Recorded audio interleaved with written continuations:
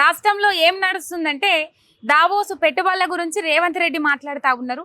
పెట్టుబడులన్నీ ఉతాయి అని చెప్పేసి బీఆర్ఎస్ వాళ్ళు అంటా ఉన్నారు. రైతు భరోసా గురించి రచ్చ నడుస్తూ ఉన్నది.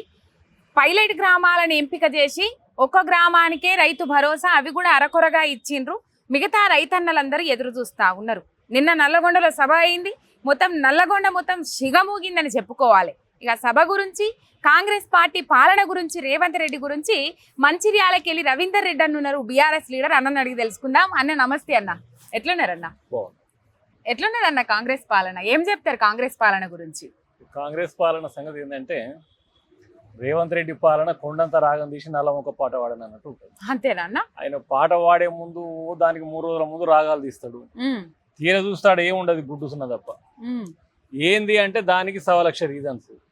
ఆయన పాలనలో తెలంగాణకు బాక్రానంగల్ ప్రాజెక్ట్ వచ్చింది, శ్రీశైలం ఆలయం వచ్చింది,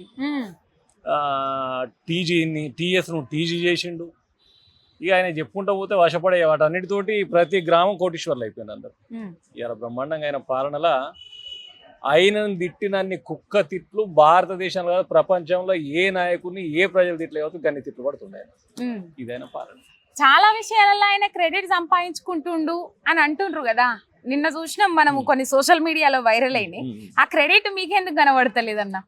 క్రెడిట్ అంటే ఇప్పుడు ఆయన ఏం చెప్తాడు, మన ఇంటి పక్కకు ఉన్నతో అగ్రిమెంట్ దావోస్లో పోయి తీసుకొస్తాడు.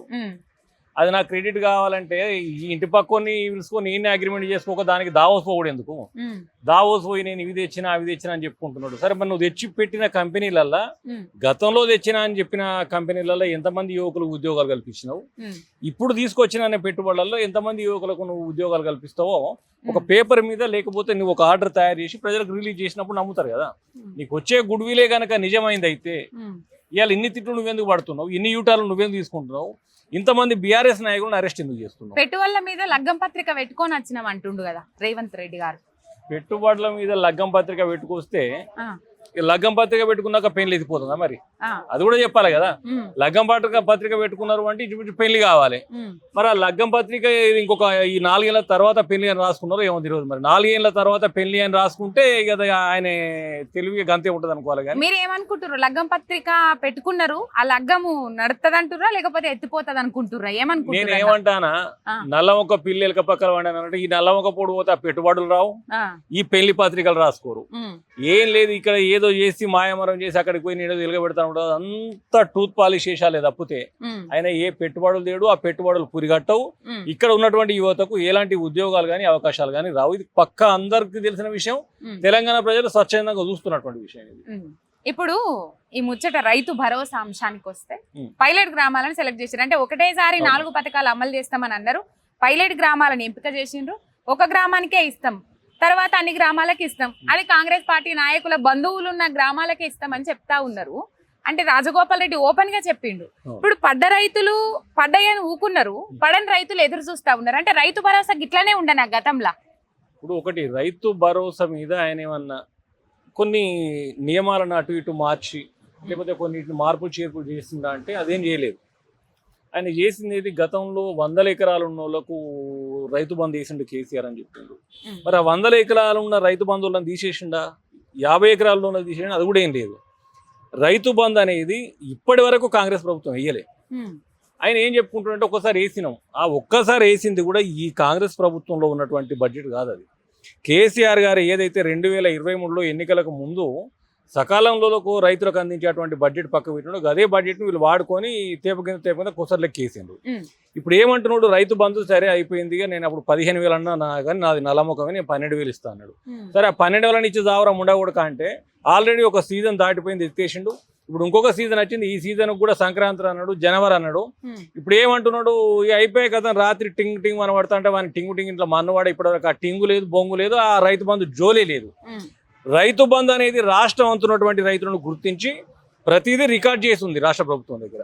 ఆ రికార్డు ప్రకారం నువ్వు దాన్ని ప్రకటించాలి తప్ప నీ ముఖానికి ఏమైనా నువ్వు కొత్త ప్రవేశపెట్టిన ప్రాజెక్టా? ఒకటే పైలట్ గ్రామాన్ని ఎందుకు తీసుకుంటున్నావు? ఆల్రెడీ ఉన్న ప్రాజెక్టే కదా.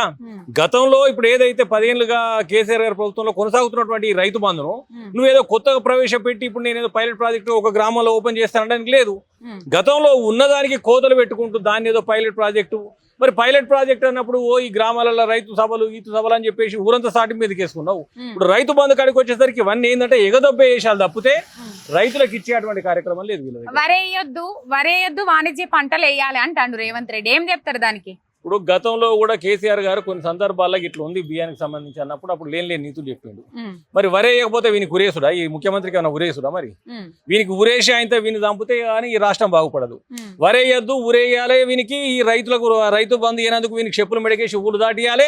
గ్రామాలకు ప్రవేశం కాకుండా ఈ కాంగ్రెస్ పార్టీ ఎమ్మెల్యేల మంత్రులను తరిమి కొడితే తప్ప ఈ రైతులకు పట్టినటువంటి శని విరగడ కాదు, ఈ రైతులకు మేలు జరగదు. ఏది చెప్పినా బోర్డు సోదు మాటలు తప్పితే పనికొచ్చే మాటలు చెప్పే ముఖాలు. రేవంత్ రెడ్డి గారు వరే ఇయ్యద్దు అన్నదాని వెనుక అర్థం ఏముంది అని అనుకుంటున్నారు మీరు?